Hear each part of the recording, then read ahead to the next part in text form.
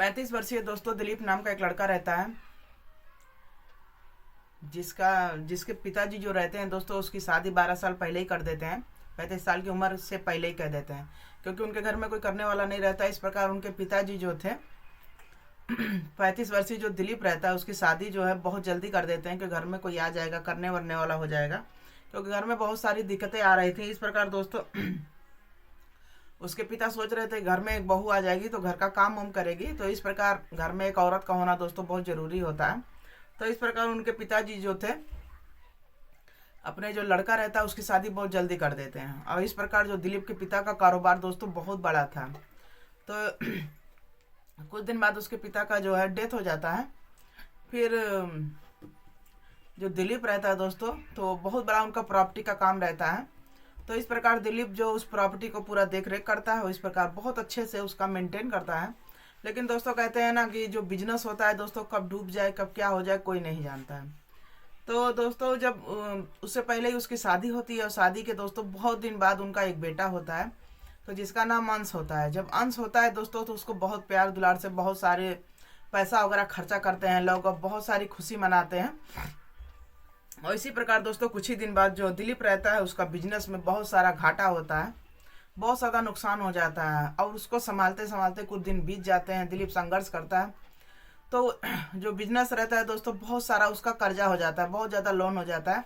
और इस प्रकार दिलीप जो है उस कर्जे में दब जाता है और बहुत ज़्यादा परेशान हो जाता है। तो कुछ दिन बाद दोस्तों उसकी पत्नी उसकी जो रहती है, तब दिलीप कहता है ऐसा बहुत ज़्यादा मुझे परेशानी हो रहा है, बहुत ज़्यादा समस्या हो रही है। अब वो इस प्रकार दोस्तों वो अपनी बीवी का गहना वहना जितना भी रहता है सब कुछ बेच देता है। बेचने के बाद भी दोस्तों अब वो कारोबार में जानते ही हैं बिजनेस का मतलब होता है बहुत बड़ा दोस्तों बिजनेस होता है। लेकिन उसमें अगर लोन वोन ले लीजिए दोस्तों तो ऐसे भरता भी तो नहीं है, तो अपनी बीवी का गहना वहना भी डालता है। तो उसके पास लोन इतना ले लेता है दोस्तों कि बिजनेस चला तो ठीक है, नहीं चला तो दोस्तों कितना का नुकसान हो जाता है। इस प्रकार दोस्तों जो दिलीप रहता है अपनी बीवी का सब गहना भी बेच देता है, उसके बाद भी उसको जो प्रॉफिट नहीं होता है। अब इस प्रकार दोस्तों वो टेंशन में रहने लगता है। फिर उसकी बीवी करती क्या है, अपने बच्चे को लेकर मायके चली जाती है। मायके चली जाती है तब वहाँ पर दोस्तों दिलीप कहता है ऐसा कुछ दिन के लिए मायके चली जाओ और यहाँ तुम मेरे साथ परेशान हो रही हो।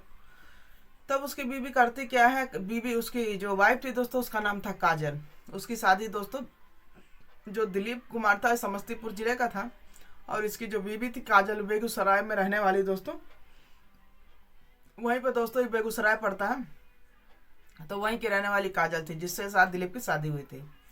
तो दोस्तों उसकी पत्नी जो है अपने बच्चे को लेकर अंश को अपने मायके चली जाती है। जब मायके चली जाती है दोस्तों फिर वहीं पर आजकल के जानते हैं पढ़ाई इतनी टफ है कि स्कूल की पढ़ाई से तो कुछ होने वाला नहीं रहता है। तब उसकी जो मम्मी रहती है अंश की मम्मी मतलब काजल, तो दोस्तों वो देखती है कि पढ़ाई इतनी टफ है, उससे इतनी पढ़ाई हो नहीं पा रही थी क्योंकि काजल इतनी ज्ञान वाली थी नहीं। तब वो एक कहती है कि कोई ट्यूशन वाला मिले तो ट्यूशन वाले से ही अपने बच्चे का ट्यूशन लगवा दिया जाए। तब दोस्तों वहीं का ढूंढते मतलब एक बहुत बड़ा स्कूल रहता है जिसका नाम टीचर रहता है जिसका नाम सुरेश रहता है। तो वो सोच रही थी कि लड़के को लेकर हम कहाँ रोज जाएंगे। तो इस प्रकार दोस्तों वो सोच रही थी कि वो घर में पढ़ाने वाला ट्यूटर मिल जाए तो आराम रहेगा। तो इस प्रकार दोस्तों उसका जो एक लड़का मिल जाता है सुरेश नाम का, देखने में दोस्तों बेहद स्मार्ट था और लंबा चौड़ा था। तो जैसे ही उसको देखती है, जैसे ही इधर काजल देखती है उसको देखते ही रह जाती है। अब इस प्रकार दोस्तों लेकिन अब वो टीचर था, इस प्रकार दोस्तों वो घर पर आना जाना उसका चालू हो गया था। अब रोज़ पढ़ाने आते थे तो एक कप चाय बनाकर रोज़ जो काजल थी उसको दे जाती थी। फिर अब कहने का मतलब कभी कदार वो टीचर बोल देते थे कि ऐसा है काजल जी आइए मेरे पास बैठिए, कुछ बातें हो, कुछ आप भी बताइए कुछ हम भी बताएं। अब इस प्रकार दोस्तों वो जो टीचर घर पे आता था पढ़ाने के लिए, अब 1 घंटा के बजाय वो 2 घंटा अब वहाँ बैठ के हंसी मजाक होने लगी, सब कुछ होने लगा। अब यहाँ पर दोस्तों उसका पति जो दिलीप था वहाँ बिजनेस के लिए संघर्ष कर रहा था। अब वो अपना कर्जा ही पाटने में लगा हुआ था, सोच रहा था कर्जा कैसे पटे। अब वो उसको अलग ही टेंशन। अब उसी की वजह से ये मायके चली आई थी अपने बच्चों को लेकर। अब यहाँ पर जब आती है दोस्तों जो ट्यूशन लगाती है, ट्यूटर जो आते हैं पढ़ाने के लिए, अब उनके साथ बैठ जाती है दोस्तों, हंसी मजाक ठिठोली सब कुछ होता है। अब इस प्रकार धीरे धीरे धीरे कब वो हंसी मजाक दोस्तों प्यार में बदल जाता है ये दोनों भी नहीं जान पाते हैं। आज अब दोस्तों यहाँ पर जो सुरेश रहता है वो भी कुंवारा रहता है, शादीशुदा तो रहता नहीं है। अगर शादीशुदा भी होता है दोस्तों तो उसमें क्या करना है, प्यार कोई देखता थोड़ा ना है, कैसे क्या हो जाता। फिर दोस्तों ऐसे धीरे धीरे दिन बीत रहा था, तो एक दिन वो भूल भी जाती है कि उसकी शादी भी हुई है, उसका पति कहीं है। अब इस प्रकार वो जो टूटा रहता है सुरेश, उसके प्यार में इतनी लीन हो जाती है कि दोस्तों धीरे धीरे कब उनकी नज़दीकियाँ प्यार बदल जाती हैं, और प्यार दोस्तों कब उनका एक दूसरे का संबंध बनाने लगते हैं, वो ये सब भी भूल जाते हैं दोस्तों। अब धीरे धीरे दोस्तों ऐसे दिन बीत रहा था। बीच बीच में उसका जो पति था दिलीप था, वो अपने ससुराल आया करता था अपने बीवी बच्चों को देखने के लिए। अब अब एक दिन दोस्तों दोनों ये जो एक दिन इत्तेफाक से बिना बताए जो है शाम के टाइम आ जाता है मिलने के लिए। और जब आता है तो दरवाज़ा खुला रहता है। इसका जो पति रहता है दिलीप अंदर जो है बिना बताए चला जाता है। जो सीन देखता है दोस्तों, उसे देखने के बाद उसके पैरों तले जमीन खिसक जाती है। वो देखता है कि दोनों जो है एक दूसरे के साथ बिजी हैं, एक दूसरे के साथ संबंध बनाने में बिजी हैं। अब वो सब सीन देख कोई भी दोस्तों देखने के बाद बिल्कुल सन्न हो जाएगा, उसके पैरों तले जमीन खिसक जाएगी कि ये कैसे क्या हो रहा है। वो उसके सोच से परे था कि ये सब कैसे हो रहा है, ये मेरी बीबी है किसी और के साथ, उसको कुछ समझ में नहीं आ रहा था। अब इस प्रकार दोस्तों अब वो एक तो अलग टेंशन थी उसकी, तो बिजनेस में टेंशन थी, और यहाँ पर जो देख लिया तो उससे बड़ा टेंशन हो गया। फिर वहीं पर दोस्तों करता क्या है, अपनी बीबी को वहीं पर एक तमाचा मारता है खींच के, और उस जो लड़का रहता है उसको भी मारता है। कहे तो वो बोलता है कि तुम्हें मायके में मैं छोड़ा था यही काम करने के लिए, एक तो मेरा दिमाग वहाँ पर ख़राब है, तुम यहाँ पर आकर इसको फरमा रही हो।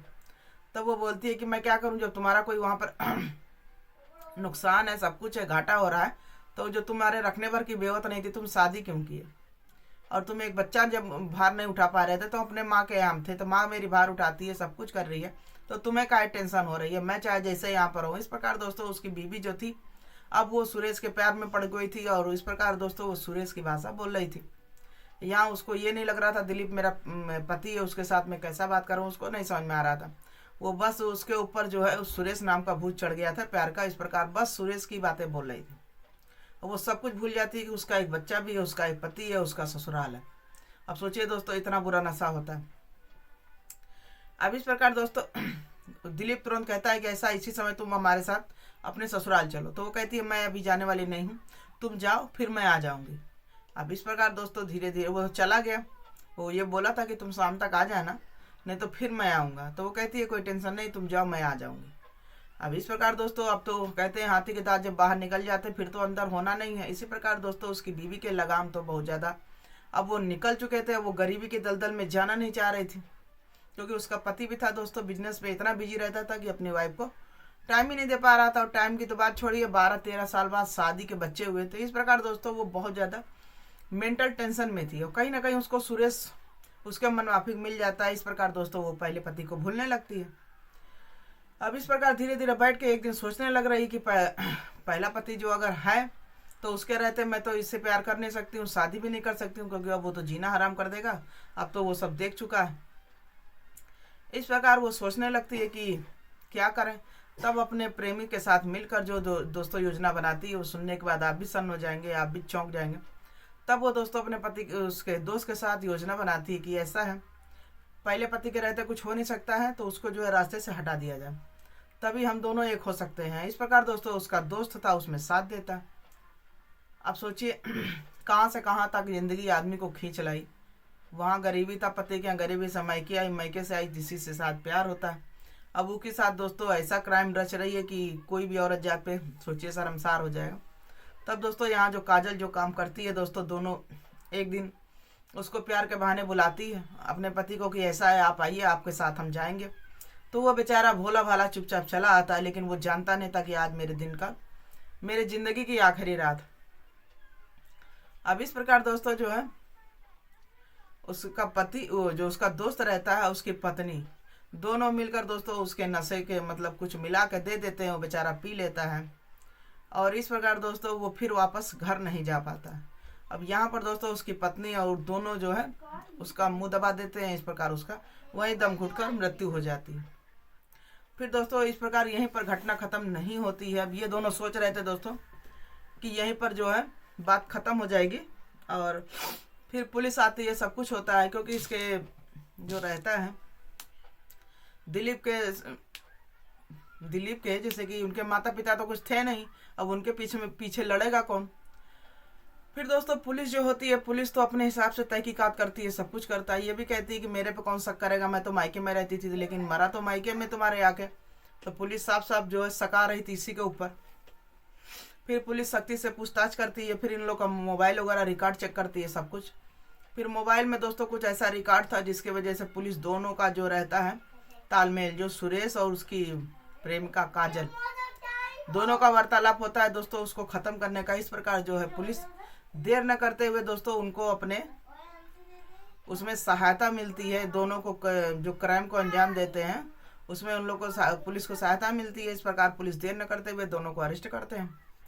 अब यहाँ पर दोस्तों इस ब्लॉग को यहीं पर ख़त्म होता है, लेकिन दोस्तों कहते हैं ये क्राइम दोस्तों कभी ख़त्म होने वाला नहीं है। सच्ची घटना पर दोस्तों आधारित ब्लॉग है। किसी के साथ भी दोस्तों ऐसा हो जाता है, कब किसका दिमाग कहाँ पलट जाए लेकिन कोई नहीं जानता है। लेकिन हर चीज़ का अंत दोस्तों एक क्राइम ही होता है। क्राइम भी नहीं हो सकता है दोस्तों, नहीं समझ में आ रहा है आदमी को, नहीं रह जा रहा तो उसको तलाक दे दो, नहीं रह जा रहा छोड़ दीजिए, गरीबी नहीं सह रही छोड़ दीजिए।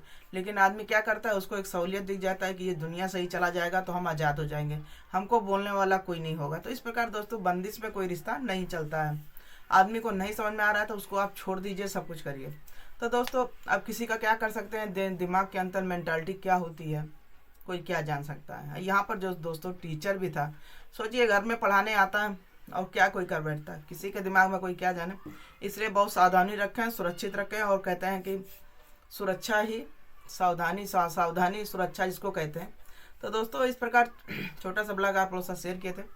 कैसा लगा, अच्छा लगा हो तो लाइक शेयर सब्सक्राइब कमेंट जरूर कीजिएगा, क्योंकि कैसे एक पत्नी अपने पति का विश्वास खंडित करती है तो ऐसा नहीं करना चाहिए, और बहुत बड़ा विश्वास आघात करती है। तो दोस्तों चलिए इस ब्लॉग को यहाँ पर ख़त्म करते हैं, मिलते हैं फिर अगले ब्लॉग में। जब तक के लिए बाय बाय। और चैनल को जो अब तक सब्सक्राइब नहीं किया सब्सक्राइब कीजिए, लाइक कीजिए, शेयर कीजिए, कमेंट कीजिए। Bye bye.